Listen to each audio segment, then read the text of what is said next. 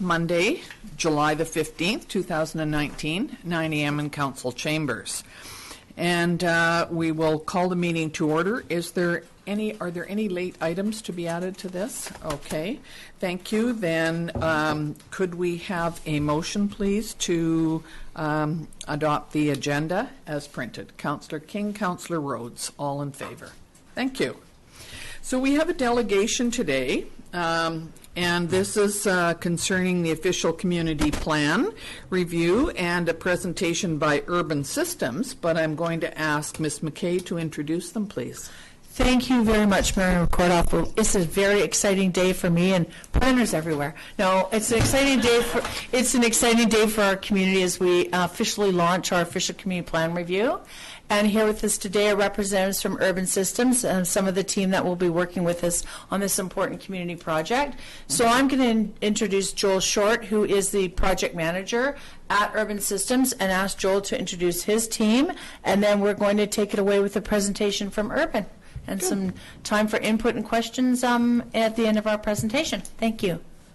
Thank you. So, Joel, you need to speak into the microphone because this is on Granicus, so you knew that, eh? You're on TV all over the country.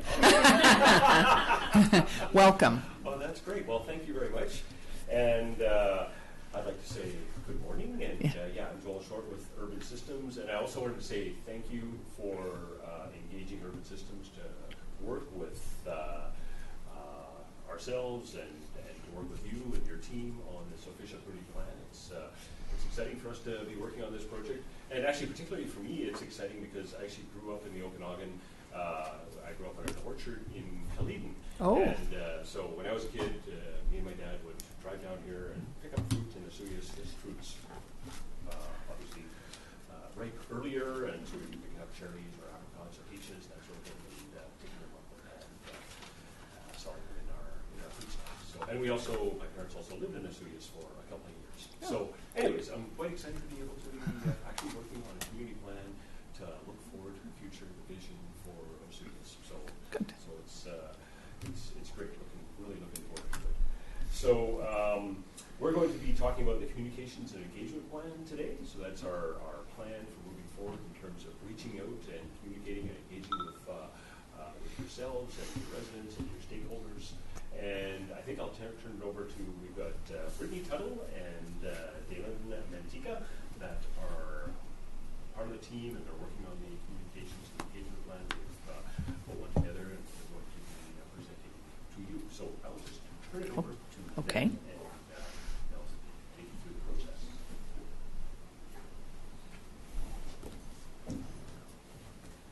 Good morning, everyone. I'm Brittany, and this is Dalen. I'm a planner with Urban Systems, and Dalen is our communications and engagement coordinator, and we'll be kind of splitting up the presentation today. So I'll present the first half, and Dalen will present the second half. So for today's agenda, for today's agenda, we're going to provide you with some context of what the official community plan and the housing needs assessment project entails, and also provide an overview of why it's important to engage with the public and all the stakeholders in the Suyas during this project. And so we will talk very high level about the engagement tactics that we will be employing throughout the course of the project. And then we're going to end it off with showing you the branding options that we will be using to advertise the project and market it to the public. So for some context, why are we updating the OCP? Well, the town's OCP bylaw was last updated in 2007, so 12 years ago. The Local Government Act recommends that these documents actually be updated every 5 years to keep current with growth projections and population trends. And of course, there's been lots of things happening in the global economy that are affecting our communities within the last 12 years as technology continues to update and expedite and change the way that we live in our communities. So new things need to be addressed, such as Airbnbs and short-term rentals. And of course, there's lots of other things that need to be addressed as well. So this update will look at that. And it's important to engage on the OCP project because ultimately it affects every single person who lives in a Suyas, whether they recognize that or not. And so this is their document, and we need to hear from the public what they would like to see their community the same time as this project, we are also doing a housing needs assessment. These were just recently required by the province in April of this year. And so the purpose of housing needs assessments is to get a better understanding of what issues exist in each community in British Columbia in terms of their housing context, and also go out and speak to residents and figure out what we can do to make housing better and what they would like to see in the future.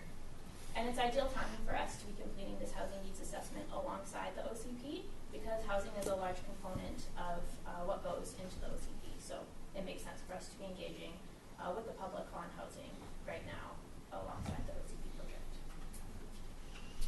So our objectives for the communications and engagement process are to provide relevant information to the public and stakeholders that's easy for them to understand, obtain input from a wide range of community members, so all of the stakeholders, and we will be getting into that a bit later in the presentation, of who we aim to be speaking to. Inspire dialogue and encourage participation from the public, provide education and opportunities about what exactly an OCP is and a housing needs assessment so they understand how these documents will affect them, and demonstrate at the end of the engagement that we have indeed listened to the community and what they have to say by reporting back to them and providing an overview of how their input was incorporated into these documents. Next slide. So of course there are some challenges, as with any project, that we may run into. The first one being reaching the 25 to 40-year-old demographic.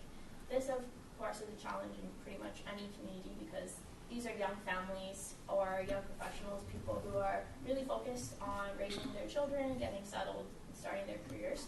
And of course they're always very busy with running their kids to soccer and to school and to daycare, and then their own extracurricular activities on top of that. So it could be tricky to reach that demographic, but we are aiming to go to them, so places that they're already going. So whether that be, to a gymnastics class that they have to take their daughter to, we aim to go to where they're already going so that we can hopefully reach them. Connecting with second homeowners who reside in Sioux only during the summer. So right now we're in mid-July, so we have a very short window left to reach those people. So hopefully in August and in September, when we start the engagement, we will reach these people, because even though they don't live here all year round, they do pay taxes and are here in the summer and of course want to see the best for the community. But this could also pose to be an issue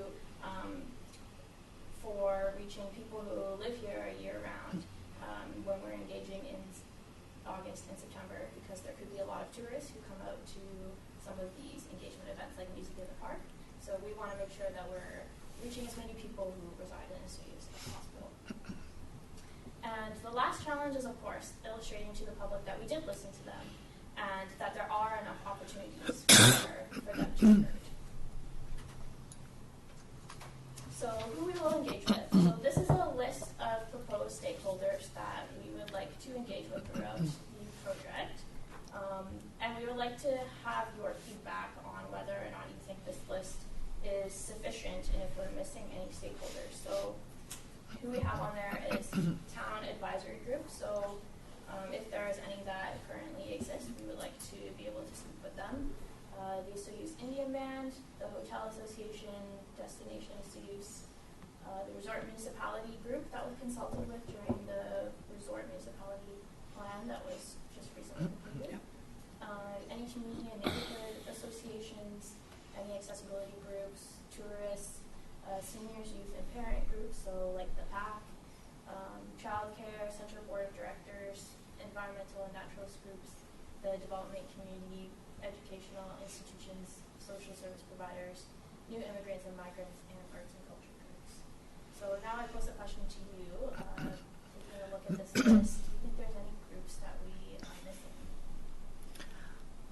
I'm just wondering about any healthcare related groups, if that they may be included in this, or That's a good question. Thank you, Mayor McCordoff. Actually, Interior representatives from Interior Health will be also participating throughout the province or the process. So we were going to talk a little bit more about our kickoff evening, for example, shortly. They've already committed to participate in that, and I'm already working with Tanya Osborne directly at Interior Health because there's obviously that connection between healthy communities and our official community plan. So. That's a good question. Uh-oh. Was that you? Need new That wasn't me that microphones? time? Is that what the problem is? I'm just making a point. We need a new sound system. I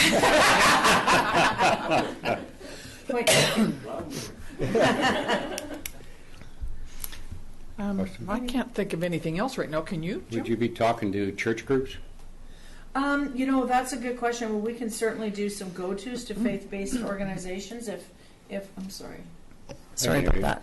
I know you can. We can certainly go to faith-based organizations. We have another program, sort of what we call the go-to meetings, where we could go to the Rotary Club for a Rotary luncheon, for example, just to make sure they understand the process and why it's important to participate, but we could certainly look at that. Councillor Rhodes? Probably be a good idea. I'm sure you got it covered in there, but some of our service groups, like the Legion, Canadian Legion, are very active in our community, and the Elks and those type of things. The Elks is getting quite involved in tourism-based activities and that kind of thing. So, yeah. Any other suggestions? Barry, sorry. That's fine. I guess it's drilling down a little bit, but we don't have community associations as such, but I think we have some very distinct neighborhoods that, whether it be Dividend Ridge is something of a distinct neighborhood, the Desert Rose area. Maybe we could identify some other areas that have, the opportunity to speak as a kind of as a zone, and the impacts that they are incurring.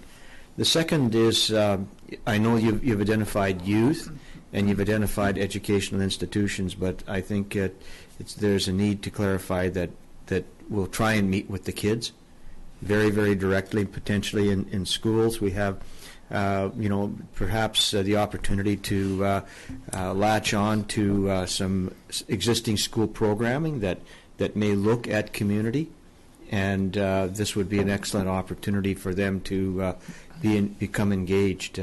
Whether it be, I know that at the secondary school there was an environmental group that has addressed council several times, and there's also groups that deal with community issues. So that's drilling down a little bit, but I just wanted to ensure that those points are made. Okay. Good. That's great. Okay. Okay, thank you. So in terms of the level of engagement, so I'm not sure if you're familiar with IAP2, which is the International Association of Public Participation. So it is recommended that any professional who is employing engagement tactics follows the IAP2 recommendations and objectives as closely as possible. So IAP2 has this spectrum of engagement where it outlines the level of engagement. And so Inform is the lowest level of engagement that you can employ. So, and Empower is the highest. So when you use an Inform tactic, you're basically just relaying information to all the necessary stakeholders and you're not really getting anything back. And when you use Empower, you're basically giving the stakeholders the power to make the decisions. So for the OCP project, we aim to be at the involved level.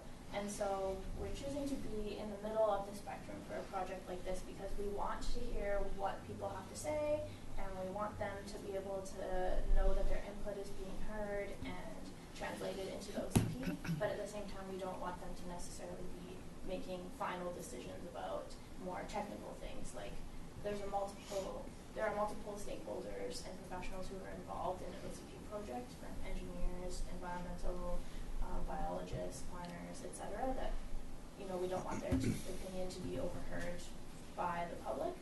So it's all OCP documents are a balance of incorporating those professional opinions and judgments as well as the community. So we're choosing to be at the involved level, and involved is a good balance of informing and receiving information back through workshops and lots of other activities that we'll be doing, such as going out and having engaging activities like maps and stuff where people can write their ideas, and sticky notes and lots of dots, all those typical like engagement things that we use. So that's why we'll be aiming for the level of involved. And now I'm going to hand it over to Jalen, and she will talk about all of the tactics that we'll be using. Good morning, everybody. My name is Daylin. I do communications and engagement at Urban Systems, and thank you so much for having us here again. It's great to be part of this process. So kind of building on what Brittany had been talking about, and based on some of the stakeholders that we've identified, we've come up with this plan to engage with the community and a variety of stakeholders between August and November-ish. So I'm just going to kind of briefly touch on some of these activities that we're suggesting here. So if we look at phase one, this is sort of where we are right now and into the summer. So this is our pre-engagement. We'll finish our communications plan, our council update, which we're doing right now. And then in August, we are planning to pop into a couple of different existing music in the parks, for example. You spoke to the engaging with youth. We're hoping to go to this Cactus Kids Day camp that's happening. I think it's on a Friday night, the same night as the music in the park. We might sort of tackle both that together. Hopefully we'll be able to connect with youth on that day. We're in sort of conversation with the leader of the program, and also a farmer's market. So we've selected to do this pre-engagement to kind of address some of those risks that Brittany had identified earlier. And then officially in September, we will move on to kicking off the project officially. So we're looking at around a second week of September date to kick off the project. And so this is an event that we've held in the past. It's called On Point. We brand it this way. It's a very community-focused event that incorporates arts. We usually bring in music. We have a few engagement activities happening throughout the room. We're looking at hosting it at the Sonora Center as well. So it's really just a celebration to kick off the project that brings in a number of different arts groups and caters also to a younger population as well, to talk about the OCP project. It's been a really successful way a community celebration way to kick off OCP projects in the past, and we look forward to being able to do that in your community as well. And so some other things between sort of the September and October range, we've got community pop-ins. So we're hoping to potentially go to a hockey game, the Coyotes hockey game, and do some engagement there, maybe get some of the younger families that are already there.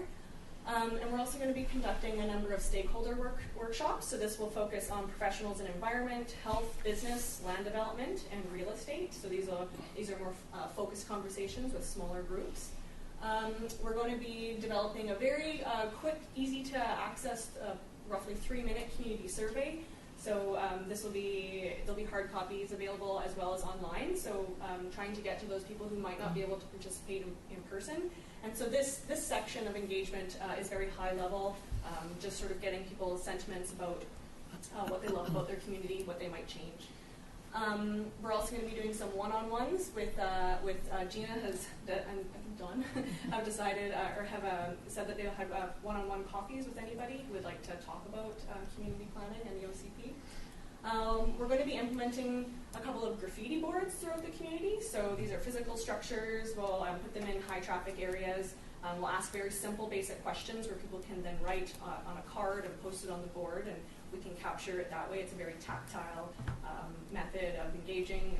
Young children might like it. Families who are, for example, already at the beach or whatnot will be able to participate. We want to do a storytelling event with both seniors and elders. So where seniors come together and just talk about their experiences in the community, maybe some challenges they've incurred, how their community has changed over time. We want to do this with a Serious Indian band as well. And then again, we would do another council update at the end of all of this engagement to let you guys know how our community engagement went. And then when we kind of transition into phase 3 here, this is when we kind of dive in a little bit deeper into some maybe community issues that came up within this phase 2. We will also report back to the community on what we heard. This is what we heard. Did we get it right? Did we miss anything, kind of thing? And then in phase 3, we will refine the exact way we're going to engage with the community based on sort of successes of phase 2. So those specific details will come a little bit at a later date. And so and then once that engagement in phase 3 is complete, then we would get into writing the draft of the plan and whatnot. So that's kind of our idea for engaging with the community, a number of different touch points that will hopefully get to a lot of different stakeholders within the community. Good. Thank you. Brianne, would we be able to have a copy of this sent to us? Because I can hear you, but I can't read what's on there, and it would be helpful to have that. Thank you very much. You're Yeah. You moved in the right seat. Did you have sorry, who was first? Go ahead.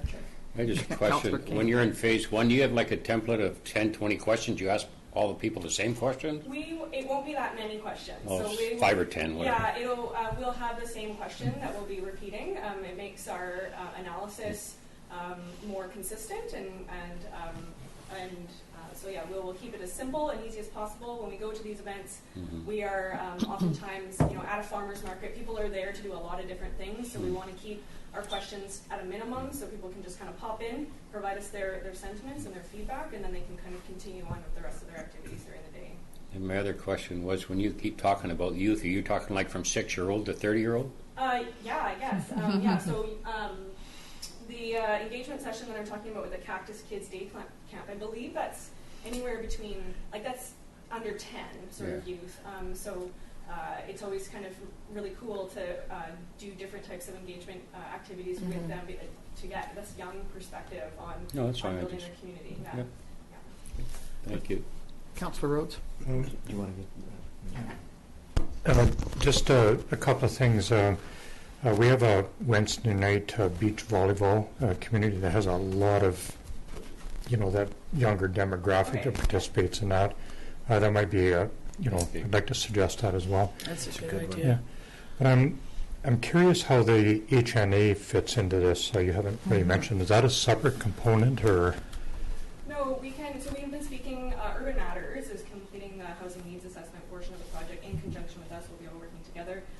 So we've been chatting with them as well about how to integrate housing-based questions as well. So that will we will integrate those types of lines of questioning into our community engagement as well. So at the end of the day, when we start finalizing this, is that a separate part of the OCP, or how does that work? Do you want me to speak? Thanks. As part of any OCP process, you always look at what your housing needs are in a community. So the fact that we now have a very prescriptive level of housing needs report that's required under the province, that's changed a little bit, but we've always had to incorporate, and Joel's nodding his head, what the housing needs are in a community for now and for into the future. So we just have to really now specifically identify what we think those projected needs are going to be. So yes, we will be. It will be a separate report that we will actually have, and then when our OCP will speak to addressing what the housing needs report basically prescribed. So as we engage, or as you engage with the community on these various things, will there be questions asked about that particular subject as well? Yeah. Okay. Yeah, it's all. And just to complete, sort of round that question or answer out for you, we always ask questions about housing and what people's needs are in a community, and we supplement that information with the demographics for our community and the projected demographics. So this morning I was watching Marilyn Dennis, which is on at 7 o'clock. It's from Toronto. And they had a very interesting house on there. It was 3 of the big box containers, the big metal ones, and they'd put them one on top of another. This was a beautiful house, and I thought, that might be interesting. I'll leave that with you, Ms. McKay. Thank you, Mayor McCordoff. Back to Dalen. I think it was in Montreal, so it may not have worked well for a small town. No, it is an interesting concept. Yeah, it is. So did anybody else have any other questions? Okay, so carry on. Okay, so of course, in order to effectively communicate the project to the community, it's nice to sort of tie it all together with a bit of a brand, a branding concept. And so we came up with a couple of different concepts for this particular project, so that people in the community can start recognizing that, when they see a graffiti board downtown and it's branded a certain way, that they know that, oh, this is done by the town, and this is part of the community building project. So we came up with a couple of branding options that focused on diversity and inclusion. We also wanted to celebrate the town's existing brand that you guys already have. And we also wanted to highlight and encourage the community to be part of this process. So we are bringing the community alongside. It's their community. We're here to support that. But it's really about the community members and how they see it being built. So we came up with a couple of options, and so this is our first option. So this is made by you. So as we can see, we've got, the coloring isn't great. We can probably circulate these around as well. But so there's different colors within the YOO portion. All these colors are your existing branding colors within your branding guidelines. Some of them are your primary colors, some of them are secondary supporting colors. But this really just represents diversity. There's diversity of voices and that are contributing to this process. The following brand also emphasizes inclusion of community voices by highlighting that you are part of the process. It's also really playful and fun. Kind of catering to that younger demographic that might be a challenge to get out to by playing on that YOO that's nascent within your actual logo, and then also again within the word Esudius, you've got the overlapping O's that you already use within your logos that represents the importance of geography and place within your community and the narrowing of the waters.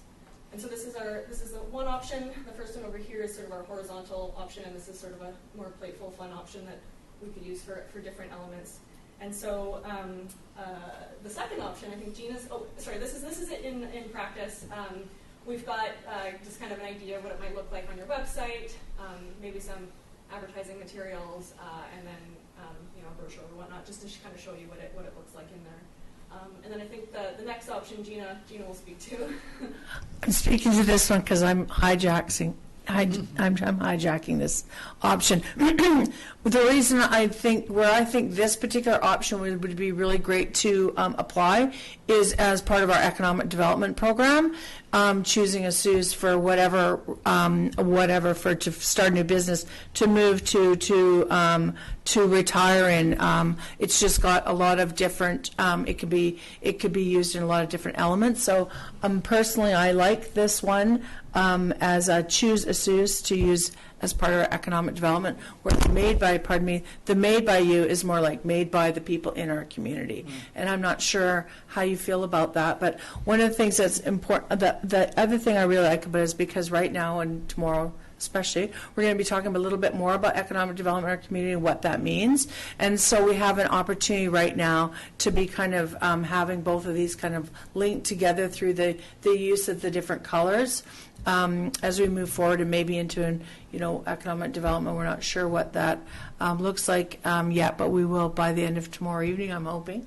So I liked that idea. I'm not sure what council thinks about that, or what do you think about the made by you? What do you guys like? Is there a third option? No. I just want to see them all before we make a decision. So if So let's just go back to the other one again. And Brianne, can you just go a couple slides ahead? One more? One more. See, we could go choose your SUS as part of the OCP as well. Okay. Do we have to choose our the option we like right now, or can we think Can about we it? choose? Well, you can choose. We could talk about a little bit more and think about a little bit more. For us, of course, we're eager to get going. August is just around the corner. And as we go into our August engagement, it would be nice to be able to start using the logo. So, I mean, we could just sleep on it. We could sit on it. We could think if we got other ideas. No, they're both very good, and they use our existing. I like the color scheme and the look. Yeah, it's kind of hard to see exactly what the Yeah, color over here on scheme the is, which computer I is. know. And I see that it's a little more distinct there than on here. But I don't know, Jim, what do you think? Yeah, I'll choose number 2. You taking away from my economic development? I think You want to I like- use choose the SUS? I like choose. I don't like the U. You don't like that? Out of those two, anyway. That's okay. Anybody else Steal want the to other jump one for in on some. this? Just a historical comment. Our brand, Canada's Warmest Welcome, has been fairly recent in our history. Right. Prior to that, we had a brand called Ooh Asuyas. Ooh. Ooh, Ooh, And it was, if I may say. yeah, it was kind of promoted all over the place through Destination Asuyas, was sent out everywhere. All of our correspondence reflected of it, and literally got eaten up by the public. And now we have Canada's Warmest Welcome, that seems to work a lot Do you want better. to just pass that? So the around double so O you may can see the have colours? some residue issues of it somehow. Well, that was when it was the Spanish capital too, and we had Don Yeah. Carlos, and so it was a bit confusing over the years. Yeah. Just so you can see the colors a little bit better. Yeah. Choose yours. So am I hearing from, Anybody else want? anybody to- else want to weigh in on this? I agree in number 2.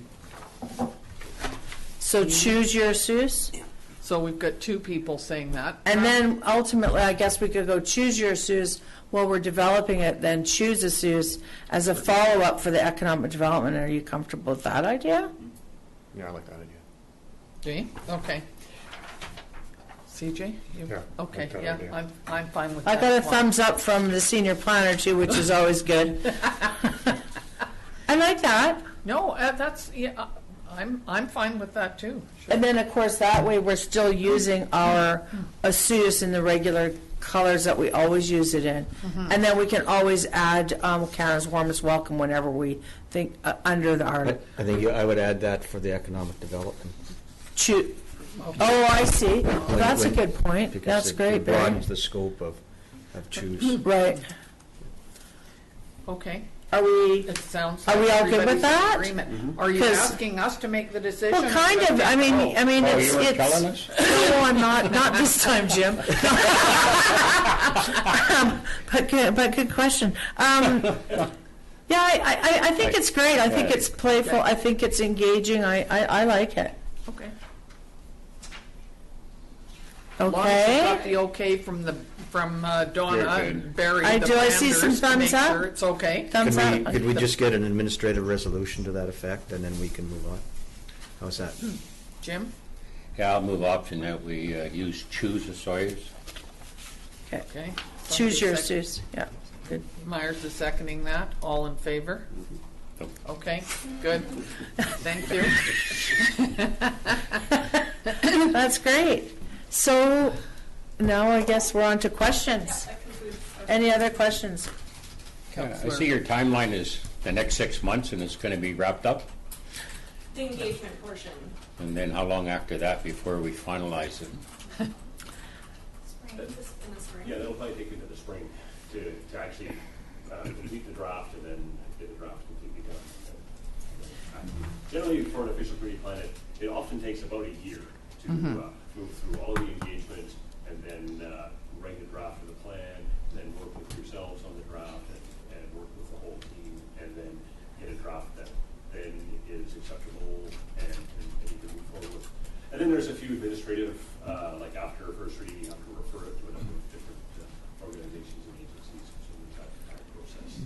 So there are, just one thing, and then I'll let you guys, there, a lot of people live Yes. in Area Yeah. A Yeah. surrounding the town. And Area A is also doing their OCP review right now at the same time. So I was involved with that the last time we did it from the Area A perspective.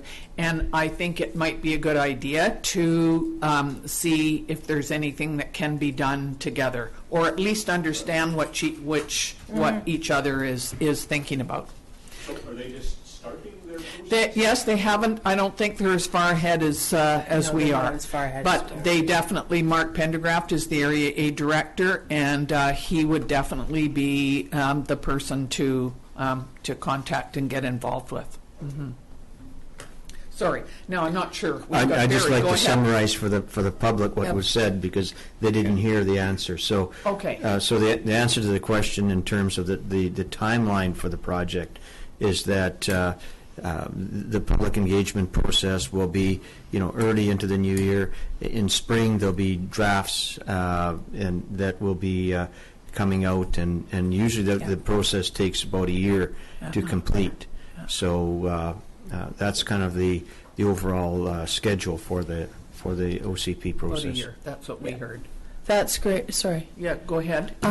Myself? Yeah, you go ahead. Oh, Is that thank you, all right? Mayor She McCorduff. answers I that. just wanted to quickly mention to you also that we did mention Interior Health and that their intention to be involved. And also you'll note that Allison Pete is with us here today from SOSCP, South Okanagan Similkameen Conservation Program. And Allison is engaging with us in this process as well as other processes related to the environment and living by water and a healthy environment and how that contributes to a healthy lake system. So she's also going to be participating throughout the process. So we're happy to have her on board with us. Good, thank you. Now, Councillor King, then Councillor Rhodes. Thank you, Madam Mayor. To Mr. Romanko, would this have any impact on our budget decisions for next year? Well, basically, council's identified $150,000 for this project, $100,000 for this year, and $50,000 at the next. Thank you. Sorry, was Councillor Rhodes is next? In your timeline, you have 2 or 3 sessions for council updates. I'm wondering how your individual workshops and question and answers that you'll be doing in the community, how that's going to be recorded, and if it would be possible to get the results of those more frequently than the couple of updates. Official community plans, I know it's a statement of the obvious, are very comprehensive, and they have a lot of stuff, and it's a lot of information to gather in an update session. It would be kind of nice to have, ongoing reporting from the various activities that are. Sure, Thanks, and Catherine. so thank you, and maybe Dalen, sorry, I'll just quickly, recall that we just came to council at last committee of the whole and did a quick little update on where we are in the process. I'll be doing those on a regular basis. So what I would think was we could bring the information that we gather at each session just before those regular updates to council, so I can give you just a quick overview of what we heard or where we're at, and just to constantly keep you informed. So we'll be doing those little dashboard updates. Thank you. Councillor Bennett. Yeah, through to Gina. The housing part of this part, is it going to be like a year away as well? Or is that going to be separate? Hopefully we'll get it sooner. No, it will be completed along with the OCP. So it'll be, It will feed into the final document, so yeah. Okay. So the housing study will be completed before the OCP. Yes, So we should see the housing study right. probably early in the new year. So what's happened is council has identified a $10,000 a separate outside of the OCP process towards the housing needs report, and the next intake for funding for the program is November, with the province for additional funds to support that $10,000. So yes, we will be doing the preliminary work for the gathering information, the background information throughout the fall, but we will have the report prepared before the drafting of the OCP. Yeah. great, thank you. Okay. Any other questions? Well, thank you very much for this presentation. We certainly look forward to the updates, and enjoying all the information that you're going to find that we didn't think we needed, but we might need, and what we may be different than what we already thought. So it will be very important for us to have information that that you gather. So thank you very much. Thanks very much, and thanks for having us. Excellent. So that's okay. So I'm assuming that this meeting is now over. Could we please have somebody move the adjournment? Thank you. Councillor King, Councillor Bennett, all in favor. Thank you.